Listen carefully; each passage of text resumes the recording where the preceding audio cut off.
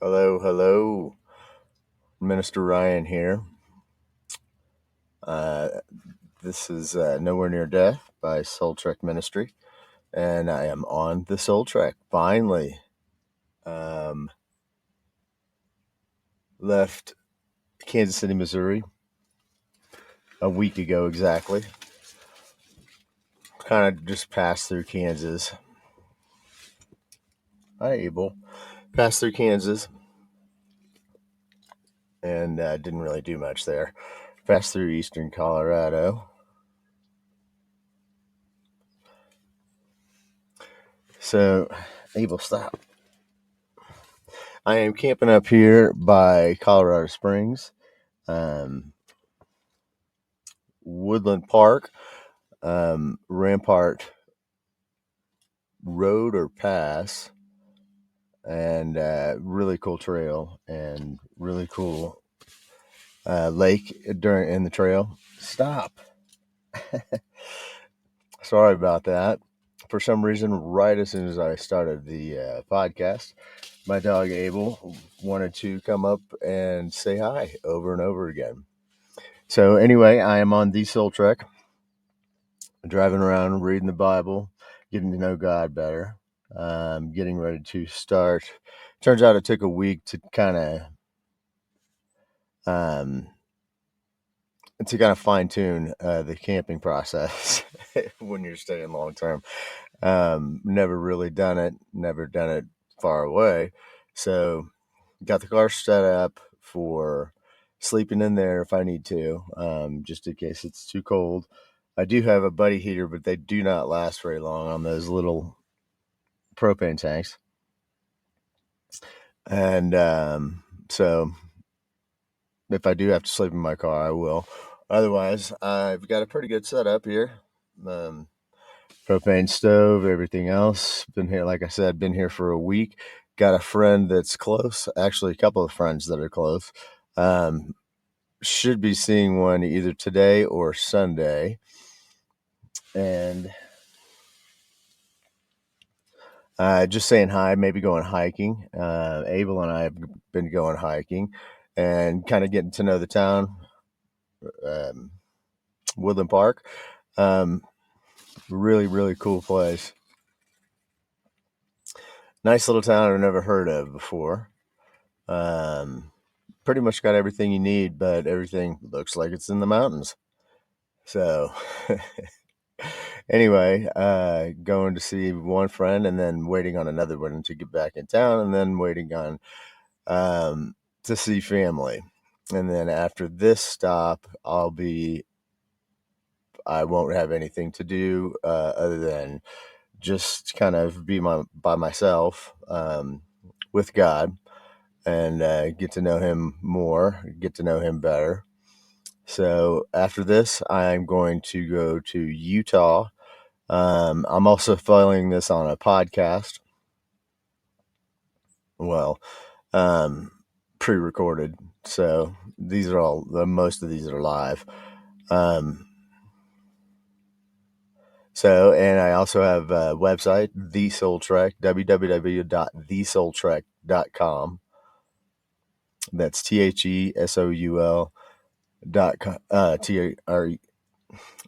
that is THESOULTREK.com.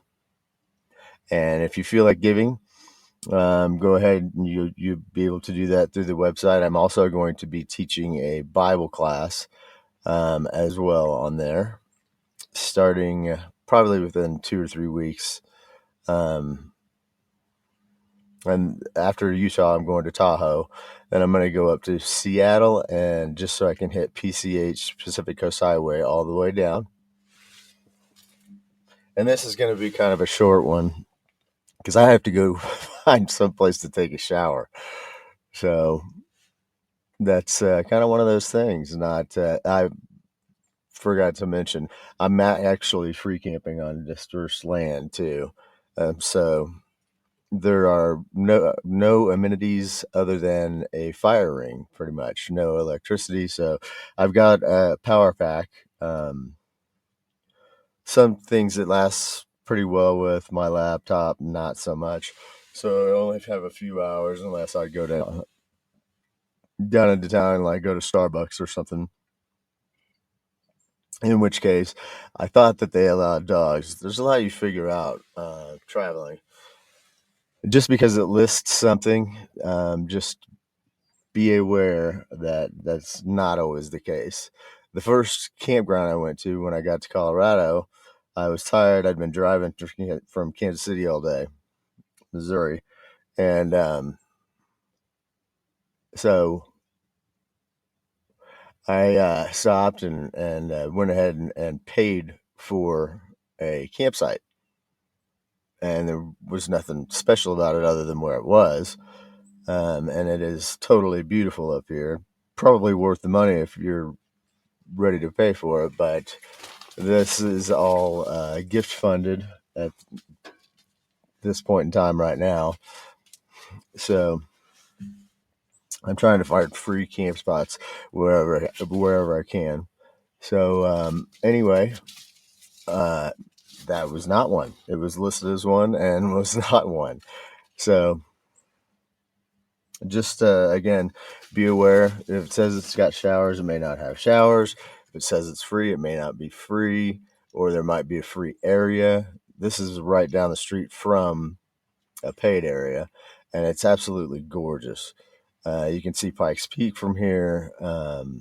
Again, you can go to my website, thesoultrek.com, and look at it. It's on the front page, and you get kind of a better glimpse of my camping situation and just kind of. I think he's freaking out that I'm talking and nobody's here. So, anyway, that being said, so far, so good. Um, Able to make some things happen. And, I'm here. I'm set up. I'm here in Colorado for another week. I'll have more podcast things prepared for you next time. And now it really will be an issue of when I can do it. I'm going to try to get this all streamlined and set up to where I can call times and things like that, and start counseling again. I'm an addiction and recovery counselor, ordained minister, and I died twice last year, so never would have thought that I'd be here. Um, Pretty amazing what the Lord can do, but He healed me from end-stage liver disease, and it just keeps getting better. My prognosis healed me from a 30 plus year long alcoholism, healed me from pretty severe obsessive compulsive disorder, which led to the drinking, the obsessively drinking. So, anyway, you can also go there and get and schedule a discovery call. Sorry, it was a little cold last night, so I'm a little stuttery. I didn't sleep much. So, anyway, I wanted to take and just remind people of a verse of the Bible.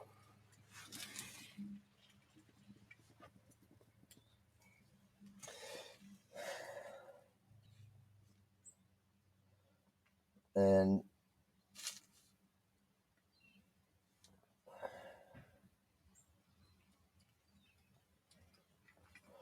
okay. And it's where Jesus is talking to the disciples, basically telling them that sort of the opposite is true. Whatever, the least you do to all of us, you do to me. And it's Matthew 25. It's actually 31 through 36. I want to go ahead and read the whole section. When the Son of Man comes in his glory and all the angels with him, he will sit on his glorious throne.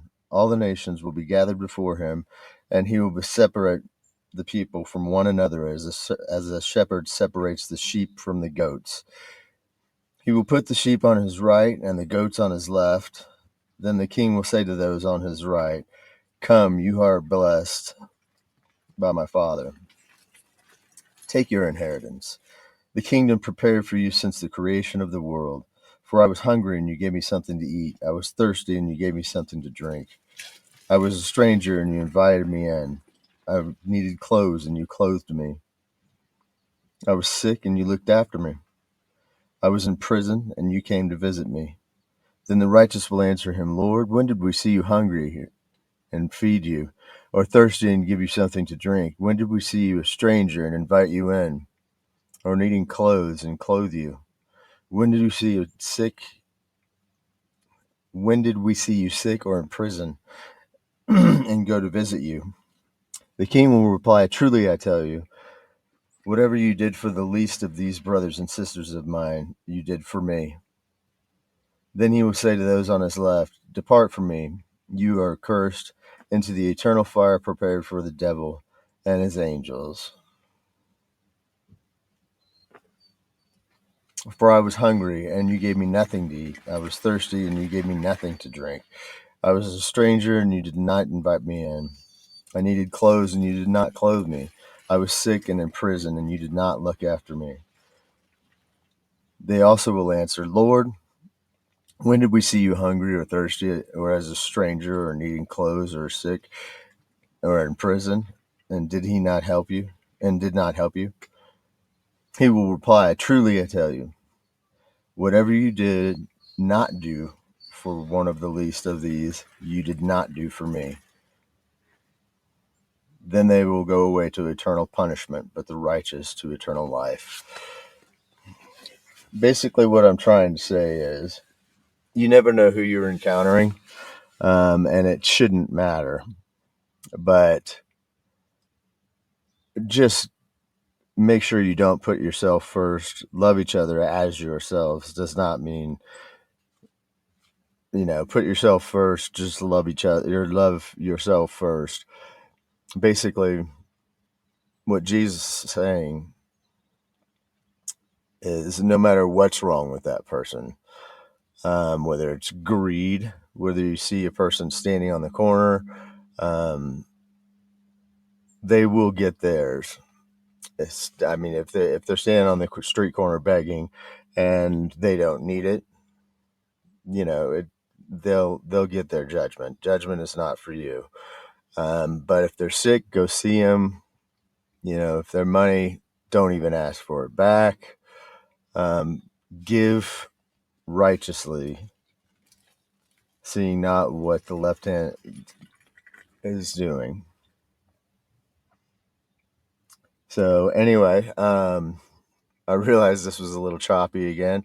I'm getting better at getting things ready, and I should have a little bit smoother of a podcast next time. But just kind of wanted to let you know where I'm at, and please follow me, and I will let you know. And as far as my surroundings, it is gorgeous. I mean, top of the mountain, like I said, you can see Pikes Peak from here. The one thing it has been doing is raining quite a bit. So, and that's a little bit unusual. But anyway, visit the website www.thesoultrek.com and get more information there, and keep listening to the podcast. All right. Thank you.